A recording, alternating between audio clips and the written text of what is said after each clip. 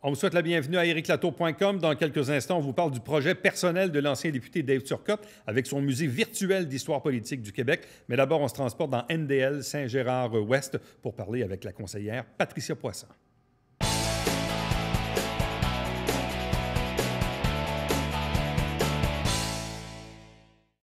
Parlons politique municipale, comme on le fait depuis le début de la présente saison. On fait le tour des différents quartiers, des différents enjeux dans la ville de Saint-Jean-sur-Richelieu. On est quand même maintenant à un an là, de la prochaine élection.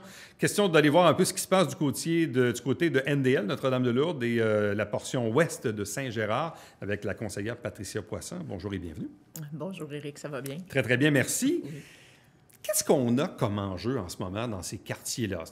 Évidemment, que ce soit NDL ou Saint-Gérard-Ouest, c'est un quartier qui est totalement bâti, mis à part peut-être dans Saint-Gérard où il y a une portion où on peut développer un peu, là, Exact. le quartier de l'Alzheimer. Mais au-delà de ça, c'est quoi les principaux enjeux auxquels on est confronté?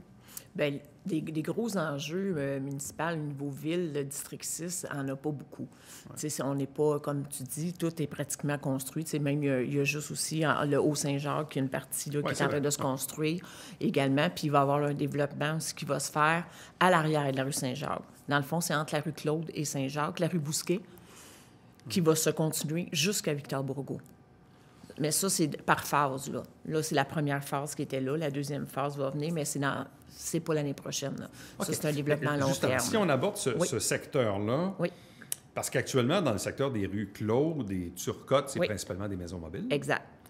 Et là, on voit dans le domaine du Haut-Saint-Jacques, avec la rue Victor-Bourgault qui est juste en haut, est-ce à dire qu'on aurait un prolongement de la rue Claude avec à nouveau de la maison mobile ou d'autres types de construction? Non, c'est vraiment la rue Bousquet. La rue Bousquet. C'est la rue Bousquet qui se continuerait. Okay. Mais là, c'est puis vraiment qui monterait jusqu'à Victor-Bourgault. Mais comme je disais, ça, c'est des phases. Là, on est dans la phase 1. Ça va être vraiment plus dans quelques années là, qui va se produire. Puis je trouve ça quand même intéressant, compte tenu qu'on a un super de beau parc, le parc des Parulines. C'est vraiment un endroit, même, je peux en profiter pour inviter tous les résidents de Saint-Jean. On va marcher à Sutton, on va marcher à Bromont, on va à Saint-Bruno. Bien, à Saint-Jean, on a vraiment, dans mon secteur, tu prends la Haut-Saint-Jacques aussi, il y a une entrée pour aller là, puis c'est vraiment un beau site. Bon, d'ailleurs, c'est très drôle parce que j'avais une question là-dessus. Parce qu'effectivement, le parc des Parulines, c'est vraiment une merveille dans la ville. Oui. Il y a un stationnement, mais qui est du côté de l'Acadie. Exact. Là, ce que je me suis aperçu au fil des derniers week-ends, c'est qu'il y a de plus en plus de monde de l'extérieur du quartier qui viennent dans le parc des Parulines, ce qui est très bien. Mais je constate aussi qu'il y a pas mal de gens qui, au lieu d'aller se stationner dans le secteur de l'Acadie, où il y a un stationnement, ils se stationnent sur Saint-Jacques ou sur Victor-Bourgault. Exact. Oui. Puis j'ai eu des plaintes aussi de citoyens parce que il y a des jeunes aussi qui allaient et tout ça, mais je pense que c'est nouveau. Je pense qu'il faut encadrer ça. Puis oui, la ville, je pense qu'il faudrait regarder la possibilité parce que là, ça pourrait se faire encore. Vu que les terrains, c'est pas construit partout, de voir est-ce qu'il y a une possibilité que de notre côté également, on pourrait avoir un stationnement incitatif là, pour les gens qui allaient se promener dans le parc. Parce que sinon aussi, les constructions se poursuivent, sur Victor-Bourgault, mais également sur Antoine-Coupal. Oui, Antoine-Coupal il reste encore quelques terrains, mais Antoine-Coupal ne touche pas au domaine de la Canadienne. Non, et ça ne se touchera jamais. Bien, je dis, faut plus jamais dire jamais, mais en tout cas, tant que moi, je vais être là, c'est pas quelque chose que je veux. Je pense que la beauté de notre quartier, la tranquillité, fait en sorte, si on rouvre ça vers la Canadienne, ça va faire un accès direct l'Acadie, Saint-Jean. Alors, je pense que ça ferait un gros problème de circulation, puis ça, je veux pas qu'on ouvre ça. Puis c'est pas dans les plans non plus. Bon, restons toujours un peu dans cette même portion du quartier. Oui. L'école primaire, le parc. Oui. Ça fait 20 ans qu'on entend parler de ça. Même j'entendais encore quelqu'un il y a quelques semaines qui dit « Ah, on devrait mettre ça one way, sens unique. » Effectivement, ça m'a été demandé. Ça revient. Parce que le matin, la rue Plaza, Grand-Bernier, le pourtour du parc, puis même à la limite un peu colonial, il y a du monde là, c'est pas possible. Oui, bien de là, la campagne de sensibilisation que nos policiers ont débuté, je crois, la semaine passée ou il y a 2 semaines, sur le syndrome de la porte. De dire aux parents, c'est pas vrai que votre enfant est plus en sécurité parce que vous venez le porter à côté de la porte à l'école. L'école Notre-Dame-de-Lourdes est un exemple merveilleux pour ce projet-là, dans le sens que les enfants, pourquoi qu'on les débarque pas au bout de Plaza, au bout du parc? Il y a des sentiers piétonniers dans le parc qui sont faits exprès pour ça, puis ils se rendent dans la cour d'école. Ils ne marchent même pas sur le long d'un trottoir d'une rue, ils marchent dans le parc. Et à ce moment-là, il y aurait une circulation plus fluide. Parce qu'effectivement, beaucoup de parents vont mener leurs enfants le matin, vont les chercher le midi, vont les reconduire le midi et le soir. Ça fait vraiment un engorgement de voitures qui est là. Puis c'est quand même pas agréable non plus pour les résidents qui restent en face, là, puis que les parents rentrent dans leur cour, stationnent devant leur cour. Et là, on est en train, justement, avec le comité de circulation, de regarder, voir ce qu'on fait avec Il y a un stationnement, un non-stationnement en ce moment, là, sur les heures d'après les écoles. Est-ce que ça viendrait tout le temps ou quoi que ce soit? Fait qu'on est en train de consulter la population justement là-dessus. Là. Parce que là, on avait installé quand même comme des blocs de béton dans lesquels on peut mettre, évidemment, des plantes. Des potagers, on avait mis des tomates. Des tomates ou des trucs comme ça, avec un interdit de virage en U. Oui. Bon, encore là, on voit encore plusieurs parents qui rentrent dans la cour du petit commerce, qui ressortent, qui rentrent dans le stationnement des profs, puis qui reculent. Pas sûr que c'est bien sécuritaire non plus. Bien, je vais vous dire mieux que ça. Ça, il y en a pas mal de ça. Effectivement, le bloc de béton que vous parlez a déjà été tassé. A fallu renvoyer les travaux publics pour le remettre à sa place. Il avait été déplacé pour qu'il puisse recommencer à faire des virages en U. Il y a quelqu'un qui est allé jouer ici. Ça s'est fait. J'ai été obligée. Je suis allée constater, puis on a renvoyé. Oui. Mais tout ça, c'est pour débarquer les enfants le plus près possible de l'école. Puis c'est pour ça que j'invite tous les parents. Je l'ai mis sur mon mur Facebook et sur le site de la Ville aussi. Ça s'appelle le syndrome de la porte. Allez lire là-dessus. L'idée de mettre Plaza sens unique entre Grand-Bernier et le parc vers l'ouest, c'est une bonne idée, ça? Bien, c'est une chose qu'on peut envoyer au comité de circulation faire l'analyse. Personnellement, je pense pas que c'est une bonne idée parce que ce développement-là, il grossit. Puis je pense que c'est une des places qu'on peut sortir du développement où il y a un arrêt. Alors, tu sais, puis il y a un arrêt sur les deux sens sur Grand-Bernier. Quand on sort sur Hébert du domaine Brault et Lanoux, il n'y a pas d'arrêt là, sur Grand-Bernier. C'est une place qui est plus facilitante pour les résidents de sortir du domaine. Alors, je pense pas que ça soit bon. Est-ce que le MTQ ne devrait pas mettre un feu de circulation? Et M. Latour, la demande est faite. Ça fait 2 fois que je fais la demande, moi, puis ça nous est refusé. Sauf qu'en ce moment, c'est dans les cartes de la MTQ. Le Grand-Bernier, ce qu'on veut faire, c'est que le Grand-Bernier, en plein milieu, aurait comme un genre de petit air-plein qui ferait en sorte que les arrêts, mettons, seraient doublés. Alors, probablement là, qu'à ce moment-là, le Grand-Bernier, ça ralentirait plus la circulation. T'sais, il serait plus étréci. Alors, juste d'étrécer, des fois, ça change toute la donnée là, au niveau de la vitesse des voitures. Puis, mais la lumière, ça fait 2 fois que moi, sur mon mandat, je le demande. Puis le MTQ nous le refuse. C'est au MTQ, hein, le Grand-Bernier appartient à une route provinciale. Bon. Transportons-nous dans le secteur Saint-Gérard-Ouest, où je faisais référence en introduction de ce grand terrain derrière Hydro-Québec. Oui. Ça fait des années qu'on se dit, bon, un jour, on va bien finir par le développer. Il y avait déjà eu des idées dans le passé qui ont avorté. Là, on sait qu'il y a le fameux projet du quartier Alzheimer. Là, maintenant, puis souvent, on voit des gens ou qui viennent faire du piquetage un peu là, pour les projets futurs. Là, on en est où par rapport à ce terrain-là derrière Hydro-Québec? OK. Bien, en ce moment, je pense que le projet est très embryonnaire. Oui, il y a des plans qui ont été déposés, mais je pense que ce n'est même pas des plans finaux. Puis, avant toute chose, moi, j'ai demandé qu'on consulte les citoyens alentours aussi. Je pense qu'on ne peut pas faire un projet comme ça sans aller en discuter, mais personnellement, je trouve que le projet est beau. Je pense que le projet est bon. C'est même innovateur. Pour Saint-Jean-sur-Richelieu, ce sera une première au Québec, là, un quartier Alzheimer. Alors, mais si c'est bien fait, bien encadré, moi, je suis d'accord avec le projet. Actuellement, ces terrains-là, derrière Hydro-Québec, sur la rue Godette, ils sont zonés quoi au juste? Est-ce qu'on peut bâtir des maisons ou s'il faut demander un changement de zonage? Il faut demander un changement de zonage. Mais tout le plan, les plans sont là. Mais comme je dis, n'importe quel projet comme ça, si on travaille avec le citoyen, puis on prend la peine d'aller leur expliquer, de leur montrer c'est quoi. Tu sais, j'ai fait souvent des changements de zonage dans mon secteur, puis je suis allée rencontrer les citoyens avant que ça se passe. Puis des fois, c'est juste de changer des petites choses dans le projet qui fait qu'il va y avoir une acceptabilité sociale, puis que le projet va être viable. Parce que s'il faut demander un changement de zonage, ça veut donc dire que les citoyens, de toute façon, auraient droit de vie ou de mort sur le projet. Effectivement. Par une tenue de registre ou éventuellement un référendum. Oui, oui. Donc, on n'a comme pas le choix de mettre les citoyens dans le coup si on veut mener à bien un projet. Parce qu'on s'entend que dans la vieille portion de la ville de Saint-Jean, des terrains, il n'y en a plus beaucoup, là. Non, effectivement. Donc, clairement, ce terrain-là, Hydro-Québec, je pense finalement, Hydro-Québec a un peu abdiqué sur la... Je pense que Hydro se l'était gardé au cas où, là, finalement. Ils n'en auront pas de besoin, visiblement. Là. Exact. Mais il y a un potentiel de développement assez incroyable. Là. Effectivement. Puis, tu sais, c'est pas loin, comme on disait aussi, c'est pas loin des services aussi, là. Alors, c'est un terrain qui peut être intéressant.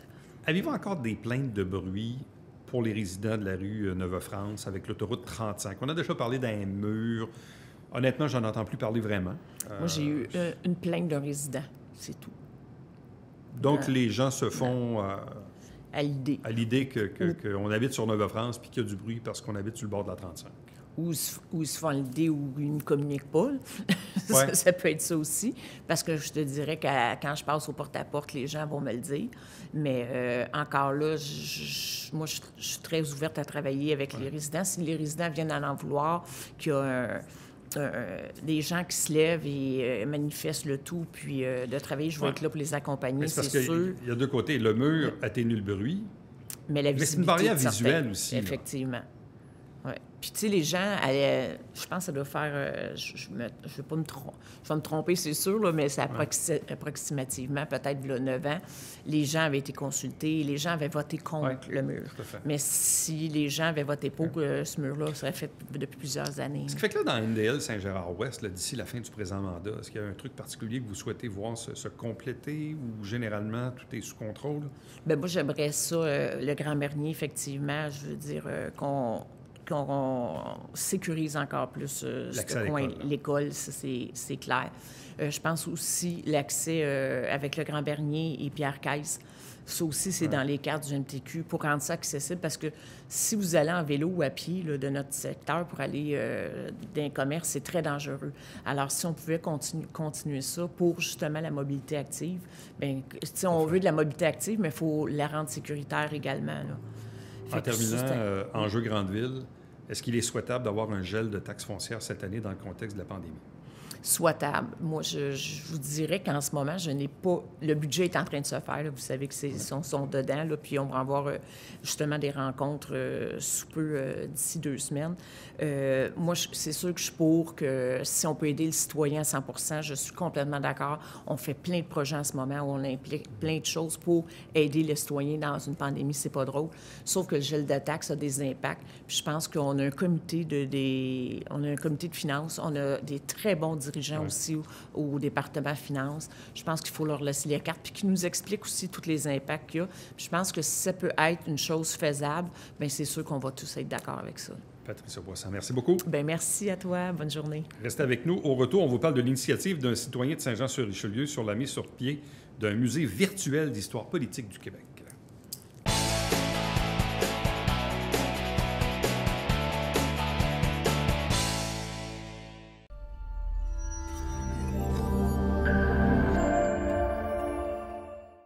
Mesdames et messieurs, bonjour et bienvenue à la Justice entre nous. Mon nom est Serge.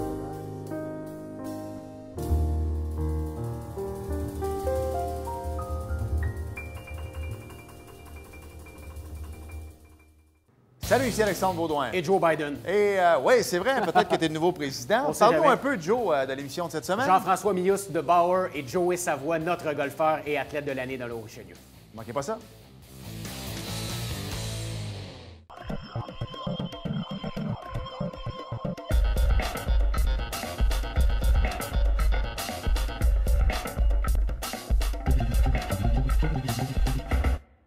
Mesdames et messieurs, bon matin et bienvenue à votre télébingo sur les ondes de télévision du Haut-Richelieu. Vous aimeriez jouer au bingo dans le confort de votre foyer? C'est possible. Tous les dimanches matins, 9h30, à la télévision du Haut-Richelieu, maintenant en haute définition au 609. C'est 4 000 $ en prix à chaque semaine.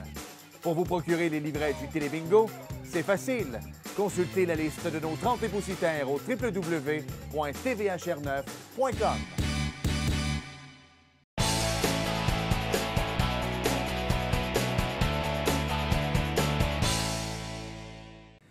On savait qu'il aimait beaucoup l'histoire, que c'était un collectionneur.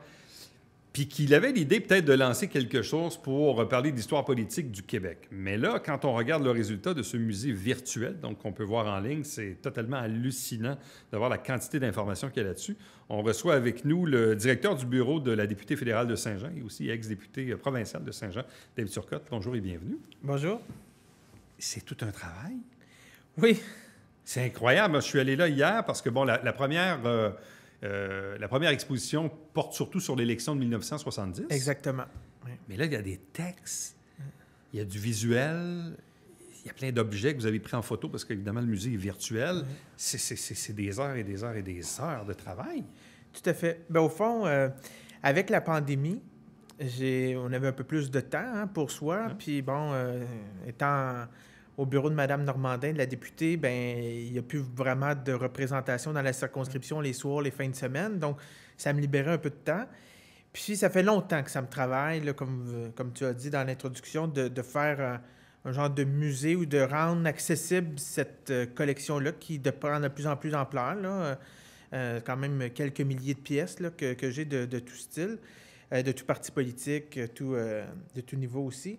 Et là, je me suis dit, bon, avec la pandémie, les gens sont plus à la maison. Faire un vrai musée, on oublie ça. De toute façon, ça coûte de l'argent, là, louer un espace du personnel. Fait que je me suis dit, on est à la mode, le virtuel. Fait que je me suis dit, ben, je vais me lancer, commencer à apprendre comment faire un site web, déjà là. Et là, je me suis équipé, acheté une genre de chambre, là, une petite boîte là, avec des lumières, puis avec des panneaux réfléchissants pour prendre des photos, puis tout ça. Des techniques de photos. Là, je commence, mais je développe les ombres, puis tout ça. Là. Faire de la recherche, documentaire. Moi, j'ai une collection quand même de livres, c'est une bonne bibliothèque, mais là, de chercher, de documenter tout ça, parce que je veux pas dire n'importe quoi non plus. Là, c'est pas juste présenter des photos d'objets puis ça finit là, il faut mettre des contextes, etc. Mais le problème, c'est que quand on commence quelque chose, comme l'élection de 70, j'ai regardé dans mes élections puis je me suis dit, bon, une élection qui a un lien important avec cette année parce que, bon, on est 2020, donc c'est le 50e anniversaire de l'élection de 1970 et on parlait beaucoup de la crise d'octobre. C'est vrai. Et je me suis dit, bon, mais c'est une élection qui était déclencheur en quelque sorte là, d'une bonne partie, étant donné que c'était un nouveau gouvernement, le gouvernement de Robert Bourassa. Et j'ai regardé ma collection à ce moment-là, puis je disais, bon, j'ai quelques pièces, ça ne sera pas trop compliqué pour apprendre pour le début. Mais plus que ça allait, plus que je me suis dit, bien, je vais mettre en contexte. Donc, il y a eu une course à la chefferie au Parti libéral avant, il y a eu une course à la chefferie à l'Union nationale. Et là, en fouillant, en documentaire, je me suis aperçu que j'avais des pièces qui étaient non identifiées à aucune élection, que finalement, c'était avec l'élection de 1970. Donc, ça a pris beaucoup d'ampleur, effectivement, là. Mais quand on regarde la somme, parce que moi, sur la page, hier, en préparant l'entrevue, je descendais avec Je conseille aussi aux gens d'y aller sur un ordinateur, là, parce que... Oui, c'est plus agréable que dans un téléphone. Oui, parce que c'est quand même beaucoup de texte, effectivement. Puis la version mobile, ça, c'est une autre histoire. J'ai appris que c'est une autre programmation. Il faut faire des ajustements dans certains cas. Fait que visuellement, c'est un peu moins beau, la version sur cellulaire. Mais hier, quand je descendais la roulette de la souris, puis là, je me suis dit, ça va finir, ça va finir, ça va finir, ça va finir. Et là, c'est incroyable. Là. Même quelqu'un qui veut peut prendre, là, tu disais, du beau temps. Faut pas être pressé. Là, si on veut vraiment apprécier les textes, apprécier les visuels des objets que vous avez mis là-dessus. Puis on retrouve des trucs intéressants. Moi, un truc qui m'a frappé, entre autres, c'est quand vous mettez la photo des députés de l'Assemblée nationale de la législature de 1970. Oui. Si je ne me trompe pas, il y a une femme. Oui, exactement. Claire Kirkland-Casgrain. Et là, on se dit... Ça fait juste 50 ans, c'est pas loin 50 ans dans l'histoire, mais c'est quand même tributaire de ce que l'époque était il y a 50 ans. Donc, il y avait une femme comme députée à l'Assemblée nationale. C'était assez Boys Club, merci. Là. Oui, tout à fait. Puis ça, c'est un bel exemple, la mosaïque. Ça, au fond, c'est que j'ai commencé moi, depuis des années, à ramasser puis tout ça. Mais il faut être franc, là, j'ai quand même plus... Ma collection, c'est sûr que j'ai plus de réseaux dans le Parti québécois, dans le mouvement indépendantiste. Donc, c'est sûr que j'ai plus de pièces du mouvement indépendantiste. Mais là, je travaille pour essayer d'en avoir aussi du Parti libéral et d'autres partis. Et dans ce cas-ci, la mosaïque, et ainsi que celle de l'élection suivante de 73 et 76, vient de M. Springate, qui est l'ancien joueur des Alouettes de Montréal, qui a été député libéral à Westmount, puis avant aussi Sainte-Anne, je crois. Il est décédé l'année passée, cette année, au début d'année. Et là, sa famille a commencé à se départir des choses de leur père, etc. Et là, finalement, j'ai été mis en contact, puis j'ai pu me procurer ces 3 mosaïques-là. Donc, c'est souvent comme ça que je ramasse les choses aussi, par des contacts. Puis je trouve que ça ajoute une valeur. Puis ça aussi, c'est important de le dire, c'est que tout ce qui est présenté dans le musée, du moins pour l'instant, vient de ma collection ou des gens qui acceptent de me prêter la photo, quelque chose comme ça. Ça ne vient pas de la bibliothèque de l'Assemblée nationale. Comme on voit à un certain moment un objet promo où c'est un carton d'allumettes avec le visage de Robert Bourassa. De la course à chevaux, oui. On ne verrait pas ça aujourd'hui, tu sais. Non, exact. Non, les cartons d'allumettes étaient très populaires. Comme une autre chose qu'on ne verrait plus aujourd'hui, c'est ça ici. C'est un 45 tours pour les gens d'une certaine époque. Là, ça paraît peut-être pas, mais il est à l'intérieur, là, il est protégé. Et moi, j'avais ça, mais c'était Jean-Guy Cardinal, la réponse. Bon, je sais que Jean-Guy Cardinal a été ministre sous le Parti québécois, mais je savais aussi qu'il avait été ministre sous l'Union nationale. Même ministre non élu, était un des derniers conseillers législatifs au Québec, quand même. Et son fils, François Cardinal, qui est quand même à la presse, là, qui est quand même un poste important. Et j'avais ça, puis je savais pas. Et là, j'ai compris que c'était le 45 tours qui avait été remis à tous les délégués du Congrès à la chefferie de l'Union nationale. Et en l'écoutant, parce que sur mon site, il n'y a pas juste des photos, il y a aussi de l'audio. J'ai mis la version numérique de la chanson thème de M. Cardinal. Puis je me disais, mais ça me je connais ça, cette chanson-là, puis ça me dit quelque chose. Puis c'est Philippe Lanier, que les gens connaissent dans la région, qui aime aussi la politique, etc. Il m'a dit, c'est la chanson Le temps des fleurs. Le temps des fleurs, oui, c'est ça. Le temps des fleurs, qui a été repris par Dalida, mais qui est un vieil héritage de Russie. Fait que là, j'ai fait une petite section sur le disque en parlant, finalement, pourquoi ils ont pris cette chanson-là, une reprise. Est-ce que c'est parce qu'il était un fan de Dalida ou pas? Fait que c'est la grande histoire, mais aussi des petites anecdotes comme ça que je trouve intéressantes à raconter pour sensibiliser les gens davantage. Même quand on est passionné ou collectionneur et puis que là, on s'impose de bâtir quand même quelque chose d'assez grand, est-ce qu'on découvre des choses au passage, des affaires qu'on ne savait pas, qu'on apprend, des trucs particuliers? Beaucoup de choses. C'est sûr que moi, je n'ai pas vécu l'élection de 70. Je n'étais pas né à ce moment-là. Fait que c'est sûr qu'en lisant, en écoutant des documentaires, des séries, des podcasts, c'est sûr que j'ai appris plein de choses, là. Puis il y a des choses aussi je savais ou que j'avais entendu, mais des fois, entre les légendes urbaines ou ce qui est raconté, tout ça, qu'on documente, et je m'aperçois aussi que d'une source à l'autre, c'est pas toujours exact. Donc, souvent... valider. Un livre, l'élection 1970, Le Tournant, le livre a été écrit en mai 1970, donc pratiquement un mois après l'élection. Fait que c'est sûr que la lecture de l'auteur n'est pas la même que maintenant, avec un certain recul des conséquences de cette élection-là. Au Québec, il n'existe pas vraiment d'exposition sur la politique québécoise ou peut-être... Certains trucs peut-être à l'Assemblée nationale même ou sur le site de l'Assemblée nationale? À l'Assemblée nationale, il y a des présentoirs ici et là, mais c'est très ciblé sur le travail parlementaire, législatif. Au Musée de la civilisation à Québec, il y a quelques objets qui sont affichés, exposés, mais c'est vraiment pour ça que... Parce que moi, j'ai visité tellement aux États-Unis des musées présidentiels, des maisons de présidents, puis ça me manquait au Québec de pouvoir assouvir cette soif-là, d'en connaître plus.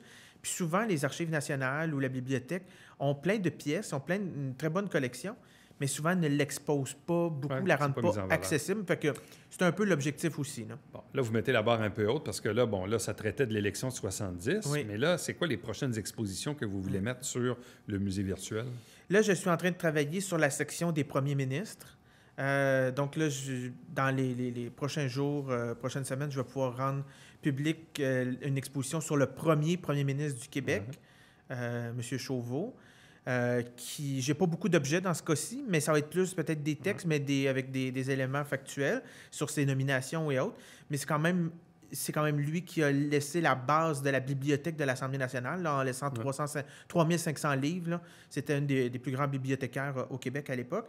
Mais un sujet que vous avez abordé par la bande, qui m'interpelle beaucoup puis que j'aimerais aborder dans les prochaines semaines, prochains mois, c'est le droit de vote des femmes et les femmes en politique. Justement, en découvrant un peu plus sur Claire Kirkland-Casgrain, sur Lise Bacon aussi, qui était la première vice-première ministre du Québec, Louise Arel, la première femme présidente de l'Assemblée, Madame Marois, qu'on a parlé beaucoup, puis je viens de terminer sa biographie, puis quand même, elle a été la première de plusieurs choses. Donc, et c'est à Saint-Jean que les femmes ont eu le droit de vote en premier, là, dans les faits, parce que l'élection partielle est arrivée immédiatement après le droit de vote en 1940. Donc, je trouve qu'il y a toujours un lien avec Saint-Jean que j'essaie de ramener, là, intéressant. Comme je pourrais vous montrer un autre exemple. Ici, ça paraît une plaque bien banale. Whip adjoint d'Union nationale. Ça, c'était pas Jérôme Proulx? Non. Non, c'était... Oui, Jérôme Proulx a été whip en chef du gouvernement du Parti québécois en 1976, mais ça, c'est Alfred Croisetière, le père de Fernand Croisetière, qui est maintenant président de la Société Saint-Jean, pas Saint-Jean-Baptiste, mais Saint-Vincent-de-Paul de Saint-Jean, qui a été mon directeur d'école quand j'étais au secondaire. Et Fernand, quand j'étais député, il m'a apporté ça parce que j'avais été nommé whip adjoint. Et il m'a dit, je te laisse ta plaque, tu as déjà ta plaque. Ça. Et ça a resté comme ça. Et j'ai découvert à l'Assemblée nationale les portes capitonnées. Il y en a encore quelques-unes. Ouais. Et on voit encore les marques des vis. Donc, là, je cherche dans mes nombreuses photos, quand j'étais député, les photos de la porte en question. Sur l'exposition, j'ai mis une photo là, du corridor où on voit les portes capitonnées. Mais je trouve ça intéressant j'ai cette plaque-là, puis là, je parle un peu d'Alfred Croisetière. Comme Philippe Lanier, en voyant l'exposition, m'a donné une affiche de son oncle qui a été candidat de l'Union nationale en 1970 dans Saint-Jean. Donc, c'est un peu ça. Aussi, les gens m'appellent, ils ont des choses, ils m'informent. Donc, s'il y a des gens qui ont, faisant leur ménage, là, des archives politiques qui sont prêtes à faire en sorte que ça serve pour éduquer les gens ou informer les gens, bien, je suis preneur. Alors, l'adresse politiquequebec.com. Tout à fait. Le nom de domaine n'était pas utilisé? Non. Vous avez mis la patte là-dessus. Donc, politiquequebec.com. Allez voir ça vaut vraiment la peine, le musée virtuel d'histoire politique du Québec, avec cette fois-ci l'exposition de l'élection de 70. Merci beaucoup, puis bonne chance pour la suite. Merci. Restez avec nous. Au retour, le Babillard quotidien.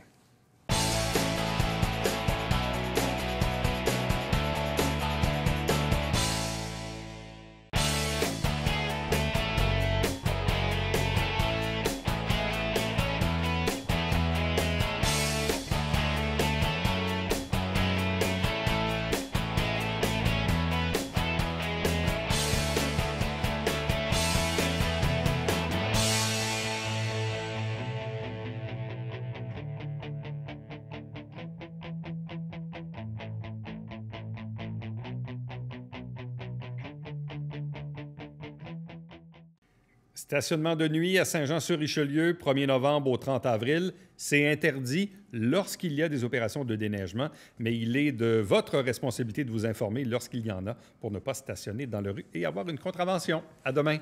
Bye-bye.